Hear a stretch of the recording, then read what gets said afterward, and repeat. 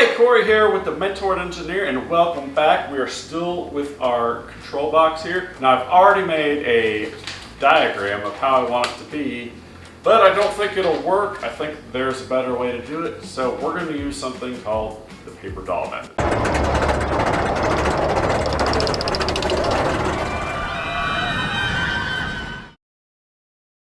So for those of you who have never heard of the paper doll method, paper dolls were these things that you could buy and you could put different clothes on. They had cardboard cutouts of the clothes and you could put that on the doll. Don't worry about it. Anyway, we're going to do the same thing, but instead of paper dolls, we're going to use real actual things. So I have relays and I have DIN rail and I have my PLC. So I'm going to go ahead and lay these out in the box and get started, and we'll keep rearranging things. Now, one shortcut I am using, so I don't have to cut things all the time, is I'm going to use some 2x4s to simulate my wire ducts here. Because I don't want to cut this nice wire duct until I absolutely have to. So, I know that they're the same width, so okay, I want some wire duct here, great. I want the wire duct there, I want some wire duct here. Cool, we'll make it work. So, let's get started.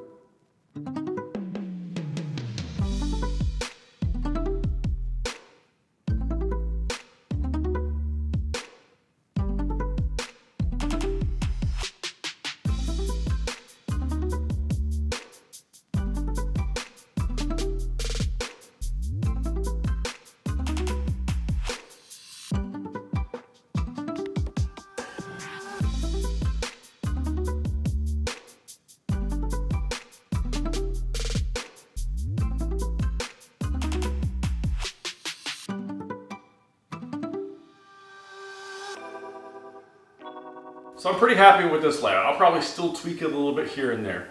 But I've got all the high voltage stuff over here in this area. And then I've got the PLC here with the outputs going to this side where I have relays and terminal blocks and then positive and ground. And then I have the inputs coming to this side where I have another terminal block, and then all the wires will route down generally in this area. I might put another wire duct here. I got some big wire duct that I could put there. But you see I got some space here for expansion, maybe just running wires. And then I also have some expansion area right here. So I think I'm making pretty good use of the space I have. So the last thing here is this network switch. I need it for programming the PLC and the HMI. I don't know if I should put it like right here in the box. But there's not a really good mounting system. I don't want to be drilling any holes in the side of the box, so I'll probably have to make something that fits in these T-slots here. Maybe it's 3D printed, maybe it glues to the side. So, we will find out pretty soon.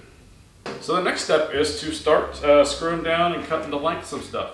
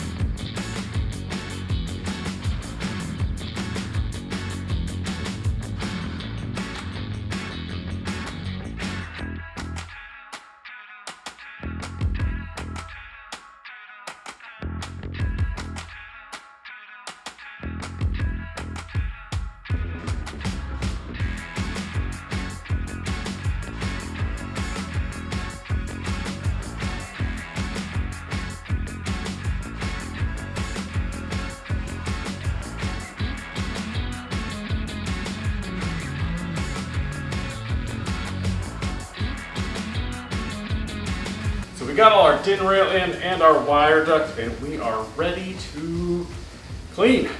Yeah, I know, it's not fun, but we gotta clean this out. There's a whole bunch of metal shavings in there now from tapping the screws.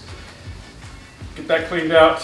You'll notice that I left the PLC in there while I was doing the first few holes, so I will take my vacuum and suck this thing off and see if there's any little pieces that get in there. I don't think there was much that got in there, if anything.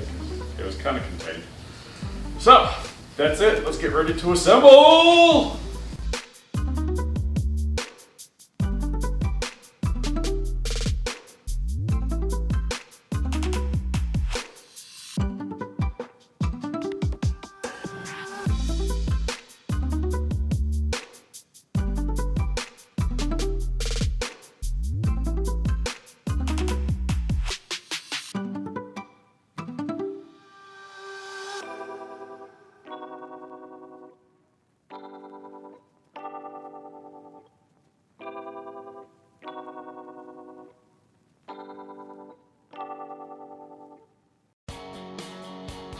I thank you for watching this video. I hope it was helpful for you to learn how to assemble and fabricate a box and what kind of things we're looking for as we do that.